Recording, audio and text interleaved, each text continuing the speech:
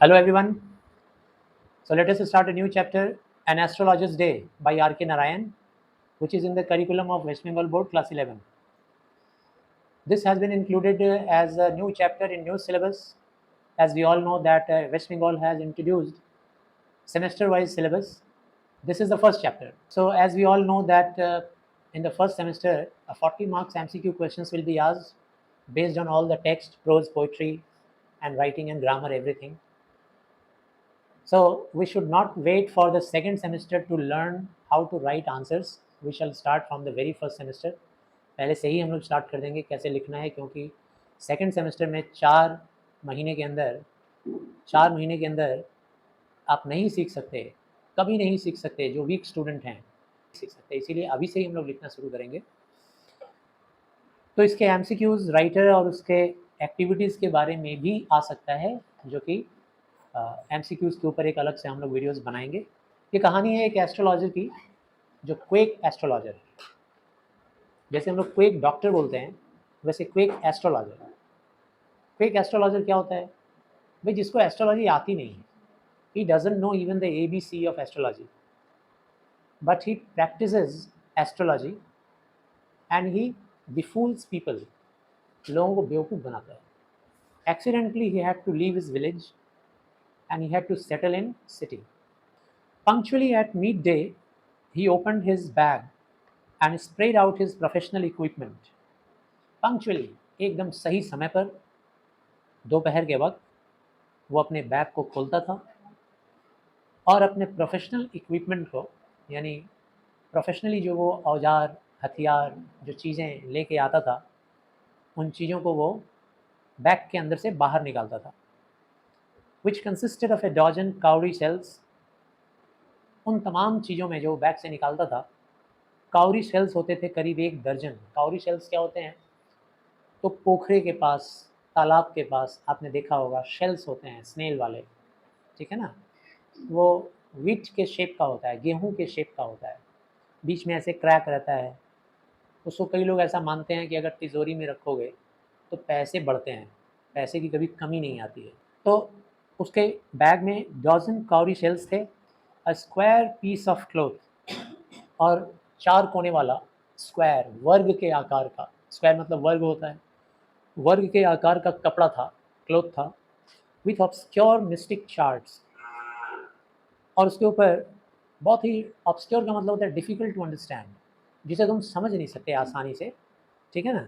Mistake, mistake का मतलब क्या होता है? जिसका सीक्रेट मीनिंग हो, ठीक है ना?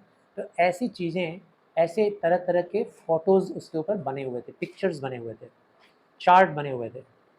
आपने देखा होगा ज्योतिषी लोगों के पास, वो लोग एक चार्ट बनाते हैं स्क्वायर, और उसके ऊपर सर्कल या स्क्वायर या फिर रेक्टेंगल, अलग अलग शेप बना रहता है, नंबर्स लिखे रहते हैं। ये वही लोग समझ पाते हैं, हम तुम नहीं समझ पाएंगे। A bundle of palmyra writing. Palmyra writing क्या होती है भाई? पेड़ होता है ना, पैल्मीरा पेड़, तो पैल्मीरा ट्री के पत्तियों को कहते हैं पैल्मीरा राइटिंग। उस पत्तियों पे कुछ लिखा जाता है, कुछ सीक्रेटली।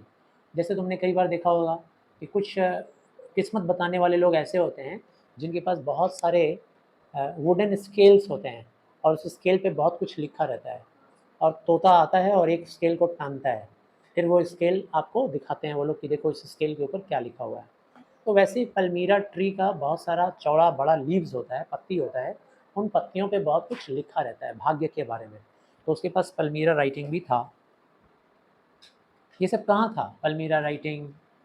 हाँ, उसके बैग में, सब बैग से बाहर निकाला। हिज फोरहेड वॉज रिस्प्लेंडेंट, और उसका जो फोरहेड था, ये ललाट, ये फोरहेड रिस्प्लेंडेंट विथ, एकदम चमक रहा था, ग्लो कर रहा था, उसके ऊपर पुता हुआ था सैक्रेड, पवित्र, ऐश यानी राख, एंड वर्मिलियन, और सिंदूर भी लगा हुआ था। तो राख और सिंदूर को हाथ में लेकर ऐसे लगा लेते हैं, साधु सन्यासी को देखे होंगे, छाई या राख को लेके लोग ऐसे लगा लेते हैं। And his eyes sparkled with a sharp abnormal gleam, और उसकी आंखें, वो जो एस्ट्रोलॉजर था उसकी आंखें स्पार्कल कर रही थी, चमक रही थी। एबनॉर्मल ग्लीम, अजीबो गरीब किस्म का चमक था उसकी आंखों में, आंखें शाइनिंग कर रही थी, चमकदार थी आंखें। एक्चुअली में ये चमक किस वजह से थी? वो हमेशा देखते रहता था कि सामने से कोई कस्टमर आ रहा है क्या, कोई कस्टमर आ रहा है, कोई क्लाइंट आ रहा है क्या, है ना, हमेशा क्लाइंट और कस्टमर के इंतज़ार में रहता था। कोई आए, उसको पे करे और बोले कि भाई हमारा हाथ देख लो। But which his simple clients took to be a prophetic light and felt comforted।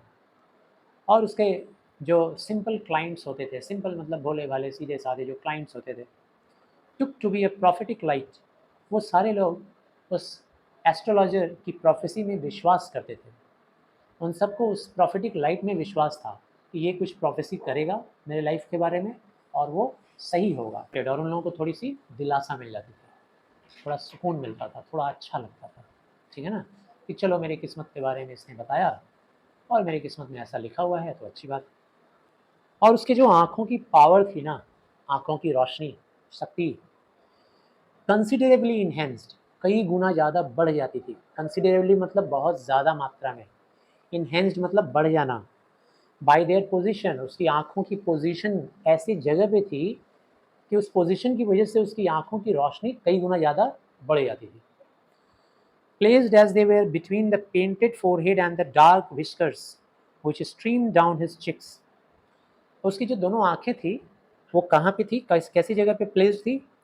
Painted forehead, forehead पे तो उसने राख और सिंदूर लगाया हुआ था, साधु संत जैसे लगाते हैं। और नीचे की तरफ डार्क विस्कर्स, मूछ दाढ़ी वाला ये विस्कर्स, पूरा गाल भरा हुआ है, पूरा काला एकदम, हाँ एकदम भरा हुआ, इमेजिन करो पूरा काला है और ऊपर में ये ऐसे लगा हुआ है। अब इसके बीच में आँखें हैं, इसकी वजह से आँखें और चमकती हुई नज़र आती थी, ग्लो कर रही है दूर से। अब इमेजिन करो कि यहाँ पे पेंटिंग है और ये पूरा ब्लैक है, तो आँख दिख रहा है कि नहीं, black black.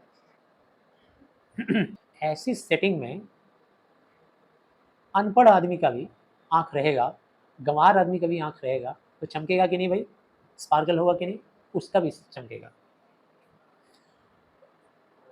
To crown the effect he want the saffron coloured, और थोड़ा अपने इस स्पेशल इफेक्ट को, चेहरे के ऊपर जो इफेक्ट था, इसको थोड़ा और सुंदर दिखाने के लिए और बेहतर सन्यासियों जैसा, थोड़ा आप या तो उधर आ जाओ या तो उधर आ जाओ, सन्यासियों जैसा लुक्स लाने के लिए थोड़ा और बेहतर कुछ किया था। क्या किया था उसने? सैफ्रॉन कलर का टर्बन लगा लिया था। सैफ्रॉन कलर जानते हो ना, जो पंडित लोग गेरुआ कलर पहनते हैं, ऑरेंज टाइप येलो टाइप होता है, येलो ऑरेंज को मिला के सैफ्रॉन होता है।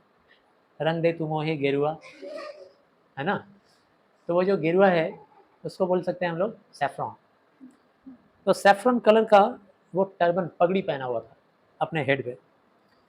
दिस कलर स्कीम, ये देखो कलर जो स्पेलिंग है ना, इस कलर का मतलब COLOUR ही है, कलर है। ये जो कलर स्कीम था, काली काली आंखें, ठीक है ना, उसके बाद फिर सैफ्रॉन कलर की पगड़ी, ब्लैक कलर का विस्कर्स, अब उसके ऊपर सैफ्रॉन, ये जो कलर का स्कीम था नेवर फेल्ड। ऐसा स्कीम में अगर कोई पंडित रहे, साधु संत रहे, कभी फेल नहीं कर सकता, उसको लोग फेवर करेंगे ही। देखते ही सन्यासी लगेगा, मन करेगा पैसा दें और भाग्य पूछ लें अपना, मन करेगा कि नहीं, है ना। दिस कलर सॉरी पीपल, जो लोग थे वो लोग सब उसके लिए अट्रैक्टेड हो जाते थे, जैसे मधुमक्खियाँ अट्रैक्टेड होती है ना कॉस्मोस और डहलियाज स्टॉक से। ये कॉस्मोस और डहलियाज फूल हैं, तो जैसे इन फूलों को देख करके अट्रैक्टेड हो जाती हैं कौन, बीज, वैसे ही उस सन्यासी को देखकर, एस्ट्रोलॉजर को देख करके लोग अट्रैक्टेड हो जाते थे, भीड़ मच जाती थी भैया उसके पास। वो एक इमली के पेड़ के नीचे बैठता था, इमली के पेड़ के बहुत सारे ब्रांचेस फैले हुए थे चारों तरफ, बाउज मीन्स ब्रांचेस, स्प्रेडिंग मतलब जानते हो फैलना, तो ब्रांचेस पूरे फैले हुए थे, उसी के नीचे बैठता था। विच फ्लैंक्ड अ पाथ, और वहाँ उस इमली के पेड़ के पास एक रास्ता भी आता था, कहाँ से? Through the town hall park, एकदम टाउन में, वो जो टाउन हॉल पार्क है, मतलब शहर के अंदर टाउन हॉल पार्क एक जगह है, वहाँ से एक रास्ता आता था सीधा इमली के पेड़ के पास ही। In many ways, sorry, it was a remarkable place in many ways, वो जो प्लेस था उसका बैठने का इमली के पेड़ के नीचे, वो रिमार्केबल प्लेस था, बहुत ही खूबसूरत जगह था। अ सर्जिंग क्राउड, वहाँ पर हमेशा भीड़ लगी रहती थी। वॉज ऑलवेज मूविंग अप, हमेशा वहाँ भीड़ या तो आती थी या तो भीड़ जाती थी।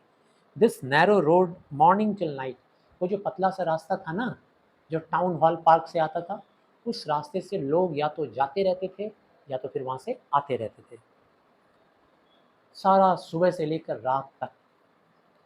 ए वैरायटी ऑफ ट्रेड्स, इसके अलावा वहाँ पर बहुत सारा बिजनेस वगैरह भी चलता था। Variety of trades and occupations, trades and occupations, व्यापार धंधा, ये सब चलता था। ऑल अलॉन्ग इट्स वे, पूरे रास्ते में, मतलब वो जो एस्ट्रोलॉजर जहाँ बैठता था उसके दाहिने साइड में, उसके बाएं साइड में, दोनों साइड में बहुत सारे ट्रेड्स एंड ऑक्यूपेशंस थे, बहुत सारी दुकानें थी, बहुत सारे बिजनेस कंसर्न थे। मेडिसिन सेलर्स, दवाइयाँ बेचने वाले, ठीक है ना। चोर मार्केट भी था वहाँ पर, चोर बाज़ार, मतलब चोरी का माल लाया हुआ जो हार्डवेयर्स होते थे, लोहा लक्कड़ ला के रखा हुआ है वो भी बेचने वाले, जंक बेचने वाले, मैजिशियंस, कुछ जादूगर भी थे, जादू दिखलाने वाले, and above all an auctioneer of cheap clothes, और एक ऐसा भी इंसान था जो सस्ते कपड़ों की बोली लगाया करता था, सस्ते कपड़ों को बेचता था। और एक माल 10 টাকা, और एक माल 20 টাকা, 20 টাকা, 20 जान एवं 20 টাকা निये जान, ठीक ना, ऑक्शनर नीलामी करते रहता था।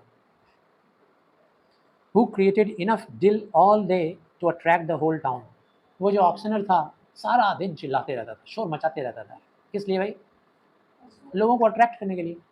ओ দিদিমণি শুধু দাঁড়িয়ে দেখবেন না, আসুন দেখুন, দেখলেই টাকা দিতে হবে এমন কিছু না, ঠিক তো, নিয়ে যান, हर एक माल 30 টাকা। और उसके बगल में वोसिफेरसनेस का मीनिंग देखिए, नॉइजी आउट क्राइंग, जोर जोर से चिल्लाते रहता था, ठीक है ना, मेरा चना है अपनी मर्जी का, ऐसे चिल्लाता था, आओ भाई चना ले लो, चने मसाले। ग्राउंड नट्स बेचता था, मूंगफली बेचता था। Who gave his ware a fancy name, अपने मूंगफली को अलग अलग नाम देता था हर रोज। कॉलिंग इट बॉम्बे आइसक्रीम, बोलता था आ हा हा बॉम्बे आइसक्रीम खाइए खाइए, गर्मी में बॉम्बे आइसक्रीम खाइए। कभी नाम देता था क्या, दिल्ली एलमंड, अरे भैया ले जाओ दिल्ली का बादाम, दिल्ली का एलमंड ले जाओ भाई। तीसरे दिन नाम रखता था राजा का डेलीकेसी, राजा का डेलीकेसी है, राजा खाते हैं ये खाना, जो खाएगा वो बनेगा राजा, जो खाएगा वो बनेगा राजा, ऐसा बोलता था। And so on and so forth, and people flock to him, और लोग उसके दुकान पर भीड़ मचा के पूरा खड़े रहते थे, झुंड मचा के भीड़, मूंगफली खरीदने के लिए। अ considerable portion of this crowd, अब जो इसकी दुकान पे भीड़ मचा के लोग खड़े होते थे, डैलीड बिफोर द एस्ट्रोलॉजर्स टू, वो लोग एस्ट्रोलॉजर के तरफ भी बेमतलब का देखा करते थे, खड़े हैं मूंगफली खाने के लिए, जब तक वो बना रहा है तब तक देख रहे हैं, ठीक है ना, एस्ट्रोलॉजर को भी देख रहे हैं। और सन्यासी जी क्या करते हैं आप, एस्ट्रोलॉजी, थोड़ा मेरा हाथ दिखिए। Astrologer to, the astrologer transacted his business by the light of flare which crackled and smoked up above the groundnut heap nearby, और उस एस्ट्रोलॉजर का अच्छा खासा बिजनेस चलता था, किसकी वजह से, मूंगफली बेचने वाले की दुकान की वजह से। उसके दुकान में अच्छी खासी भीड़ मचती थी, मूंगफली के ऊपर उसने कुछ धूपकाठी या इस टाइप का लगाया था, वो आता है ना धूप बत्ती, जिसमें से वो धुआं निकलता है सर्कल कर करके, धुआं निकल रहा है, लोग खड़े हैं, मसाला मूढ़ी बना रहा है, बढ़िया मसालेदार मूंगफली बना रहा है, और लोग वहीं खड़े हैं, और इसका भी बिजनेस खूब जोरदार चलता था। और उस जगह का जो अट्रैक्शन था, उसका आधा अट्रैक्शन तो इस वजह से था कि it did not have the benefit of municipal lighting. वहाँ पर म्यूनसिपल लाइटिंग थी नहीं, म्यूनसिपल लाइटिंग रहता तो बहुत ज़्यादा उजाला होता। अब मूंगफली बेचने वाले का जो दिया था, लाइट लैम्प, उस लैम्प की रोशनी से, flare which crackled and smoked up above the groundnut heap, groundnut बेचने वाला अपने हिप के ऊपर उस फ्लेयर को रखता था रोशनी को, उसकी रोशनी नीचे आती थी, उसी से इसका भी काम चल जाता था। इस जगह का हाफ इंचेंटमेंट हाफ अट्रैक्शन इसलिए था क्योंकि वहाँ पर कोई म्यूनसिपल लाइटिंग नहीं थी, बड़े बड़े लैम्प पोस्ट, म्यूनसिपल लाइटिंग नहीं थी। ये प्लेस पूरी तरह से चमकता रहता था बाय शॉप लाइटिंग। इसका जो जगह था ना एस्ट्रोलॉजर का, वो अपने आसपास के दुकानों की लाइटिंग से चमकता रहता था, उसकी रोशनी से। वन और two had hissing gas light, एक दो के पास गैस लाइट था वही जो मैंने अभी बताया, hissing gas light, gas pump कर करके उसके अंदर तेल डाला जाता है और जैसे पुराने ज़माने में स्टोव होता था, केरोसिन ऑयल डाल करके पंप किया जाता था, तो पंप करने से वो जो तेल होता था वो गैस में चेंज हो जाता था, उस गैस से जलता था स्टोव। तो गैस लाइट से मतलब गैस से भी लाइट जलता है। Some had naked flares stuck on poles, कुछ लोग तो बस वो जो दिया बत्ती था, फ्लेयर्स, उसको नेकेड पोल पे, खंभा पे लटका देते थे, बस लटकाए रहते हैं। बहुत पुराने समय की बात है। Some were lit up by the old cycle lamps, कुछ तो साइकिल ले आते थे और साइकिल का लैंप ऑन कर देते थे, डायनामो से चलता है ना साइकिल का लैंप, तो लैंप ऑन कर देते थे साइकिल का जो सामने होता है। एंड वन और two like the astrologer's managed without lights of their own, और कुछ तो ऐसे थे वहाँ पे व्यापारी, बिजनेसमैन, जो एस्ट्रोलॉजर की तरह थे, जिनका अपना लाइट ही नहीं। तो कुछ खंभे से लटका के रखते थे, कुछ गैस लाइट, कुछ साइकिल लाइट्स, और कुछ के पास लाइट ही नहीं थी। It was a bewildering criss cross of light rays and moving shadows, चक्कर में डाल देने वाला, परेशान कर देने वाला क्रिस क्रॉस लाइटिंग थी। कभी इधर से रोशनी आ रही है, कभी उधर से जा रही है, मतलब चारों तरफ से रोशनी आ रही है, जा रही है, क्रिस क्रॉस। शेडोज भी मूव करते रहते थे। शेडोज किसकी मूव कर रहे हैं? जो लोग वहाँ आ रहे हैं, जा रहे हैं। This suited the astrologer very well, इससे एस्ट्रोलॉजर को काफ़ी फ़ायदा होता था। एक ही रीज़न था फ़ायदा होने का, he had not in the least intended to be an astrologer when he began life. फ़ायदा यही था कि जब वो अपना ज़िंदगी की शुरुआत किया, उसके जीवन की कहानी पढ़ने जा रहे हैं हम लोग, तो वो कभी नहीं सोचा था कि वो एस्ट्रोलॉजर बनेगा, सोचा ही नहीं था सपने में। उसको एस्ट्रोलॉजी कुछ आती ही नहीं थी। जितना उसको अपने भविष्य के बारे में पता था, क्या पता था? कुछ भी नहीं। उसको अपने भविष्य के बारे में भी कुछ भी नहीं पता था, तो वो दूसरों के भविष्य के बारे में भी ज़ीरो जानता था, कुछ नहीं, नो नॉलेज।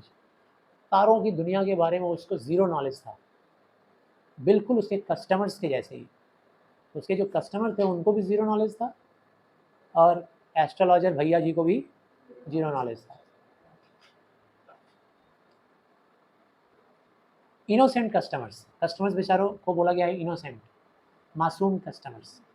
अब तुम लोग जैसे मासूम लोग जाओगे तो मेरा हाथ देखिए ना, भविष्य की चिंता होगी, एचएस पास करेंगे कि नहीं। अब जो एस्ट्रोलॉजी करेगा उसको भी नहीं आती है, हाँ, वो भी क्या देखेगा, वो खुद ही एचएस पास नहीं है, कैसे देखेगा। फिर भी वो ऐसी ऐसी बातें बोल देता था लोगों को कि लोग खुश हो जाते थे, लोग हैरान भी हो जाते थे, इतना राइट कैसे बता दिया भाई तू, अरे अरे और देख भाई और बता, इतना राइट कैसे बताया आप। एक्चुअली में ये जो लोगों को खुश करने वाला तरीका था ना उसका, शक्ल देख के स्टडी करना। So practice and shrewd guesswork, और क्या था?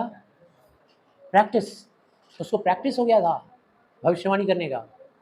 और गेस वर्क, गेस वर्क क्या होता है भाई? उसको गेस करने की आदत हो गई थी, कैसे गेस करें किसी के भविष्यवाणी। श्रीवुड, बहुत ही स्मार्ट, चालाकी के साथ, smartly, cleverly. All the same it was as much an honest man's labour as any other. हाँ, दूसरा लोग भी अगर कोई धंधा करता है तो लेबर तो करता ही है, मेहनत तो करता ही है। वो भी बेचारा इस काम में मेहनत करता था, और मेहनत यही था स्टडी करने का, प्रैक्टिस करने का, श्रीवुड ग्रेसवर्क करने का, ये मेहनत उसका था, ईमानदारी से। And he deserve the wages he carried home at the end of the day. और जो सारा दिन के लास्ट में वो जो वेजेस ले जाता था ना अपने घर, वेजेस मतलब जो फीस पाता था, पैसे, उसको वो डिज़र्व करता था, चुरा के तो नहीं लाता था, है ना। तो यहाँ तक आप लोग रीडिंग कीजिए क्योंकि वीडियो काफ़ी लंबा हो गया है। 2 more parts needed, 2 more parts, okay. So this is the first part, अब सेकंड और थर्ड पार्ट भी हम लोग बनाएंगे।